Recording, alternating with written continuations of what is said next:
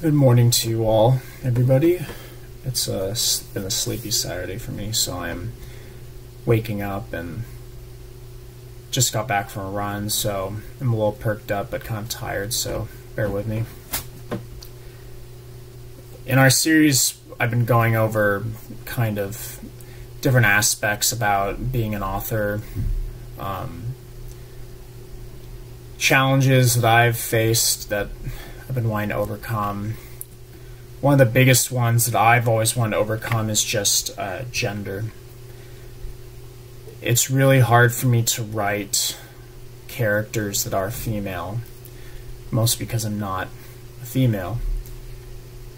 My new book is essentially me writing from the perspective of a woman in my book. So the challenge there is that there's a lot of layers to this particular character, both in how the character is constructed, but also how the character is slowly developed throughout the course of the novel.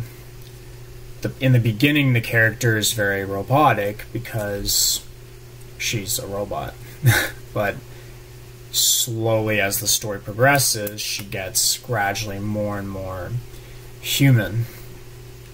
So there's different layers of this character that are explored throughout the book, and it's been interesting so far, just trying to isolate her personality. And again, the biggest challenge in that is because I'm not a woman. I don't know how to write females as well as males because I'm not a female. Now, with most authors, the best way to write and get into other people's heads is just by surrounding yourself with unique and novel people, or putting yourself in unique experiences to kind of broaden your horizon, your view and outlook of the world. I've been slowly doing this over time by just reading the news a lot. So every morning I check the BBC and look at what's going on in the world, and been tracking that migrant crisis and the stuff in Syria and all this kind of stuff. And it's just what's done for me is sort of made my outlook on the world very disheartening. And a lot of that was sort of the case with women when the whole comic gate, whatever bullshit fiasco you want to call it, started. And the thing about Comicgate, this is primarily a comic book thing. It's this dispute over female artistry, how much it's influenced comic books, whether or not that's a good thing. I think it's a great thing. I think women have been edged out of comics for a really long time, and now the floodgates are kind of opening up, and kind of like going to a country for the first time. You're really excited, everything's new and interesting, and you're only seeing the good because that's all you want to see. So women are coming into comics, they're filling out the space, and sort of it's this tide of emotion and this tide of excitement, and that is what is kind of washing over comics. And I'm sure over time it's going to even out. A lot of the male creators, male fan base, are just extremely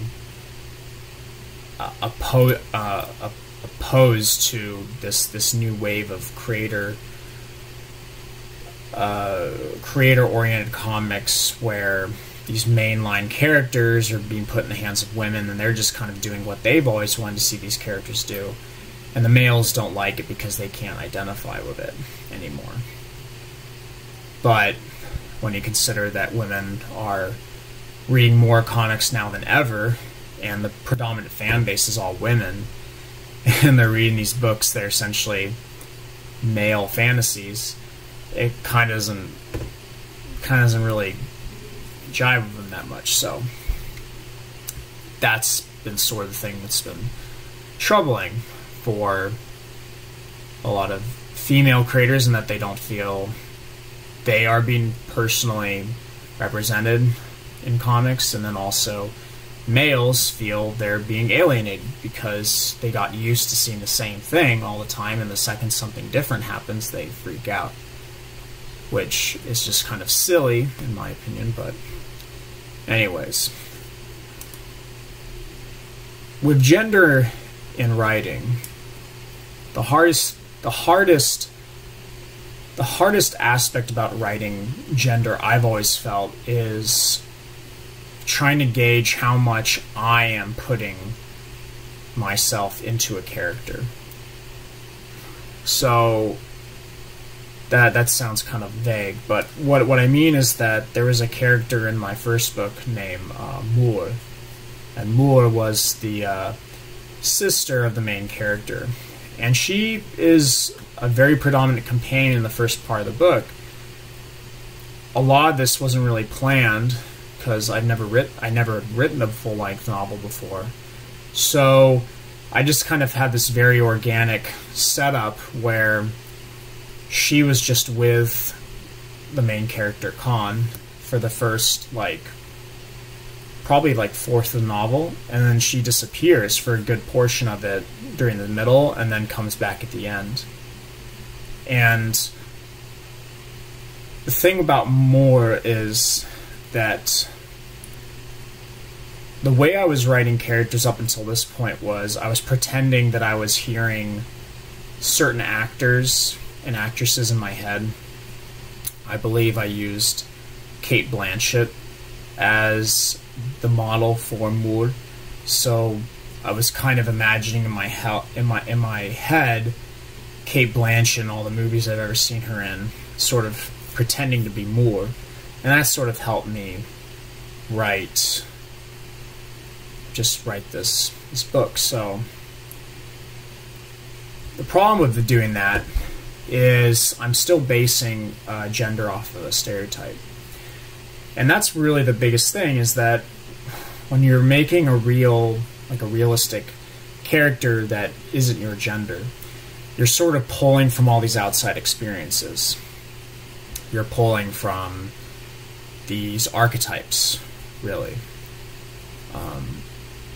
And with women, there's so many archetypes in existence just through Hollywood film, and that's where a lot of my creativity comes from, is that as a kid, when my mom and my dad split up, I would just go to my dad's house, and there was no kids around, but my dad loved movies. He had a library of 700 films, all on VHS, DVD, just all these films, and I would just watch them. For hours and hours and hours a day, I would just watch TV. And then when I was bored of sitting in the house, which was pretty often, I would go outside and I would pretend sticks were swords and rocks were spaceships, and I would have my favorite little rock that would be a spaceship and everything, but that's besides the point. Essentially, I have this whole backlog of female characters in my head that are all really dumb, because in all likelihood these characters were written by men, and men have certain expectations about the things that women are going to say, especially when you're looking at different genres in film. Like the action movie has a certain type of female character, kind of archetypical character, and then romance movie has the same thing, and a drama movie has the same thing. What was it? There's a certain pejorative term that was started with the whole comic book thing called the strong female character, or strong female protagonist, or whatever. That's sort of what people are writing now. And in essence, I almost think it's still kind of like a dumb archetype as well, because the strong female character is pejorative, but and sort of mocks the way these women are being portrayed in comics now and things like that, or in media in general. But the strong female character, to me, is almost like the strong male character that you see in television. A woman wants to see herself not necessarily accurately depicted in fiction, but they want to see a overly general and overly positive portrayal of themselves in fiction, like an empowered version of a character, which isn't necessarily a bad thing. Men do it all the time. You know, men have like Hercules or Superman or these different types of overtly male, or Batman, like these overtly male characters. You know, Russell Crowe's played all of them. You know, like, these characters are supposed to be what men really want themselves, what men really see themselves as, or what they would like to be, or what they fantasize about being.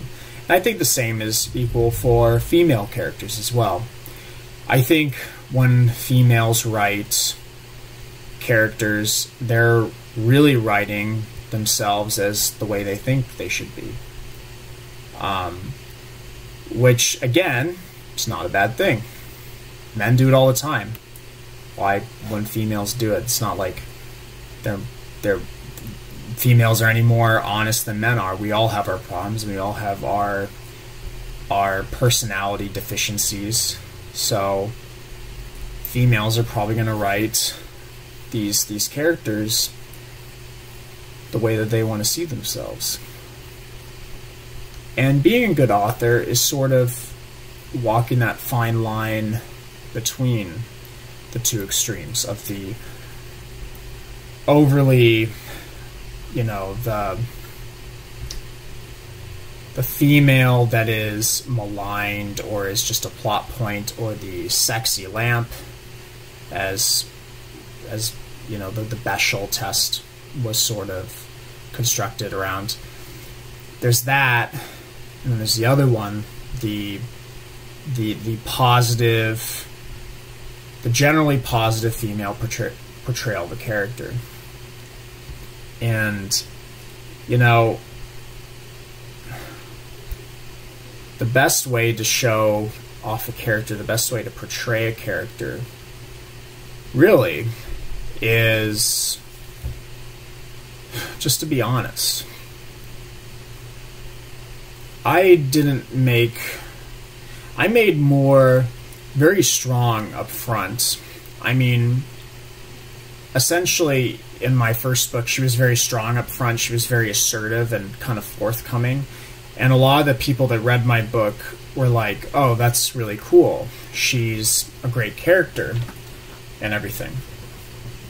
At the end of the book, she is not as strong and forthcoming. And a lot of that has to do with a change in religion. And in a way, I was sort of satirizing how women often change really dramatically when they become Christian.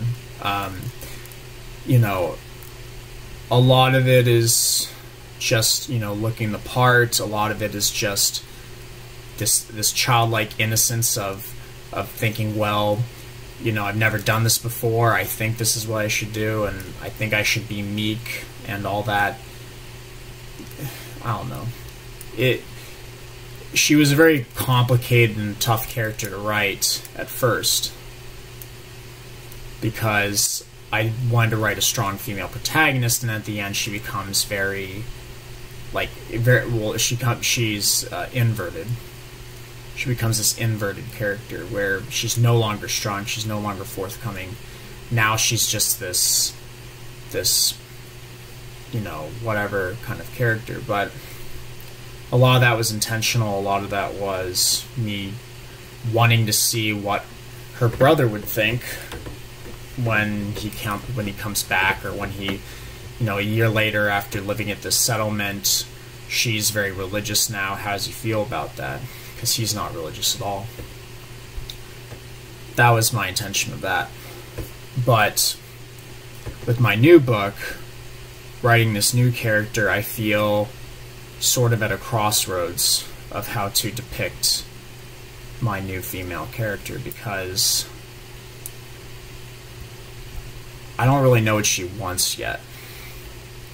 Male or female, there's sort of this drive. There's this thing that we want. be it tangible or intangible, mostly intangible, but there's something that we all want most in life. To be accepted, to have love, to be materially successful, to have a good job, to have a good family, to have an outward display of affluence or humility. Every character, every person wants these things, and I think the same thing goes for women or men in fiction, how they're portrayed. I think the best way to approach writing a character is locking onto these kinds of desires. Just because a woman has bad tendencies, or just because a woman might be weak in certain areas, doesn't make her a weak character. I think that's a very hard distinction to make. Women aren't special, or I should say women aren't more special than men in that they're without these personality deficiencies that men have. I think that I just think that men kind of get it too easy, in a sense, where they get these kind of well-rounded characters, or these absurdly machismo characters, but women just kind of have the straight profile. I like to see more work done for female characters, and a lot of this starts with giving them real fears, real weaknesses. And I just don't want people to think that what I'm telling them is make a purposefully weak character if they're female, because that will make them stronger and more realistic. What I'm just saying is everyone, regardless of how you were raised, how you were brought up, what your family was, you always have a weakness in your blood. You just have this personality deficiency, and coming to grips with it and understanding it is a big deal. So I'm kind of rambling here, so sorry. It's been a while, and kind of getting used to this again. I would say that if you want to write a good female character, I would start with picking something for the female character to struggle with, just like a male character. No difference between the two. Pick something for them to struggle with, and be aware of how this particular aspect of this person affects themselves within the narrative and within the context of the story. So a good example would be, for instance, say you have a female character whose outward desire is to really want to be independent. She really wants to be independent. And this could be in a very genuine kind of a genuine desire. She wants to be independent so that she can just be an altruistically good person. Or she wants to be independent because she's spiteful of her father or mother that have kept her down her whole life. This motivation to be independent could come back to bite her in a few different cases, where she might find herself in a great relationship with somebody, where the relationship is very positive to her and whoever she's with. And not saying that women only find validation in relationships, but sometimes relationships are really good. They cause us to see certain aspects about ourselves that we never would have been able to see. I can say that about my wife. My wife has challenged me in a lot of ways to see myself through a lens that I wasn't quite ready to be familiarized with yet. I've seen that I can be very selfish, and I can be very short-sighted, impulsive. She's helped me see these things just by being there, just by calling me out on it. So, just like the relationship I have with myself and just like the relationship that I have with my wife. In this particular instance, you could have a character who is very willful and independent, has this opportunity to be in this great relationship that will greater define her and show her her true weaknesses, the ones that are sort of glossed over by all of the general big problems that are a lot more salient in her life, but she refuses it. She wants to be independent, thereby bringing her downfall. There's so many different dimensions of how to create a character, find their weakness. I don't know.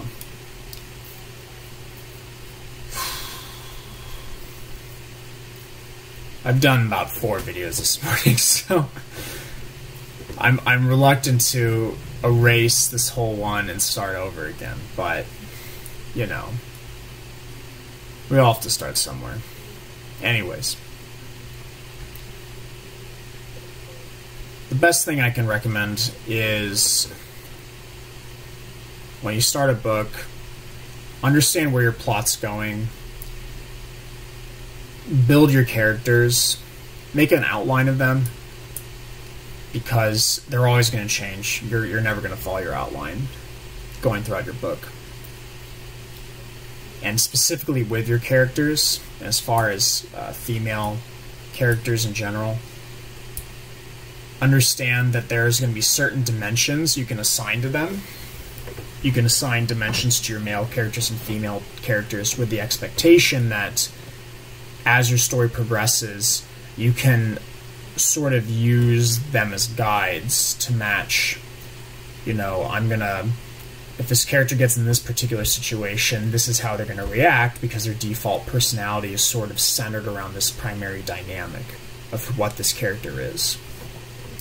And I can tell you that just working as well, I work in a health food store that's full of women, and I've been able to slowly kind of get to know them and to get to know how they operate, how they sort of work in their main living space and everything. And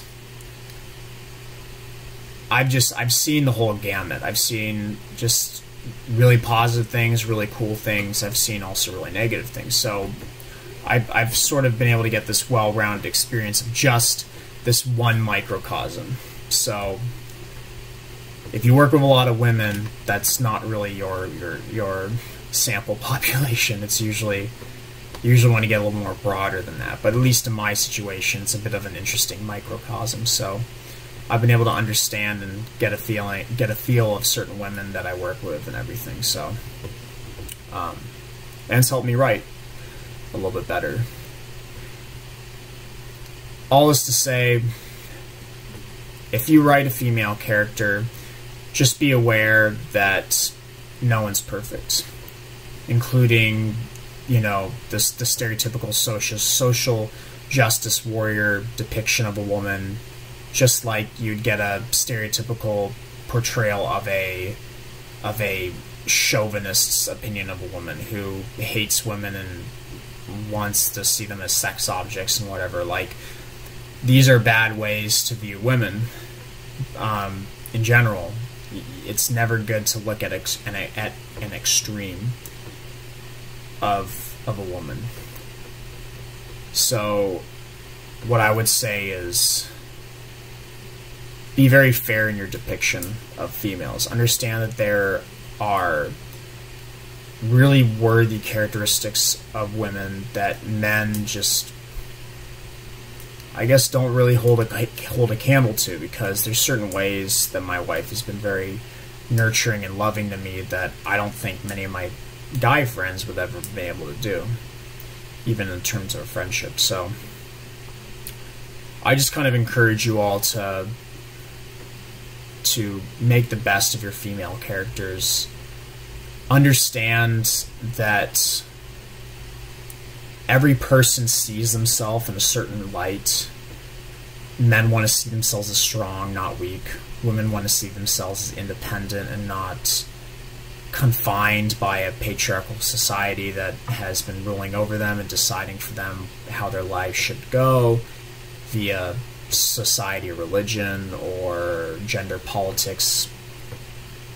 Understand that we all want to see ourselves in a certain light, and how we write ourselves as characters is right. How authors write their characters should understand that if you're honest about how your character, of who your character is, you're going to be very successful in writing that character. And they're not going to be always the best characters, as far as people you're going to like talking to a lot.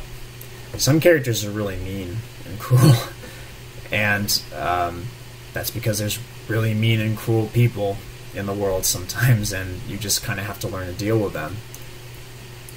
So at the risk of rambling too much and keeping this going on too long, I'll just leave it at that. Follow my advice, and you will probably screw up a lot, and your characters won't turn out the way that you want them to turn out. Sometimes I feel like I'm just kind of wandering around the woods with a dim torch, and I can't figure out where I'm going, but I hope that maybe I've sparked something in your interest to write a better character, or to write a character that is really dynamic and really interesting. So I'll leave it at that, and next time my videos won't come so far spaced out, so sorry about that again, but I will see you next week, hopefully. Take care.